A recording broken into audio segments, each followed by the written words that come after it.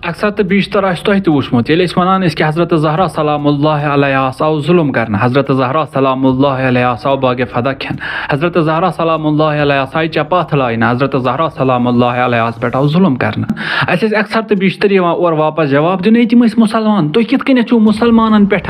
यह तहमत लगावान कि मुसलमान करहन पैगम्बर सन्दस आलो अयाल सत गलती इस जसारत करहन तम पैगम्बर सन्दस आलो अयाल सत वनकस करो यमन मुसलमान सवाल या वनकस शामस मजन हज़रत ज़ैनब सलामुल्लाह अलैहा सुन नाव मिटावान तम मुसलमान यम वनकस इमाम हुसैन अलैहिस्सलाम सनिस पर्चा मज बेहुरमती करान तम मुसलमान यम वनकस हज़रत ज़ैनब सलामुल्लाह अलैहा सनिस हरमस मजन बूट हे दाखिल गसान तम मुसलमान यम वनकस हज़रत ज़ैनब सलामुल्लाह अलैहा सुन इमाम हुसैन अलैहिस्सलाम सुन नाव कुन दीवार पे लिखित तथ मिटावान कुन झंडस पे तथ सनान टिट तम मुसलमान यमो मुसलमानो वनकस युथ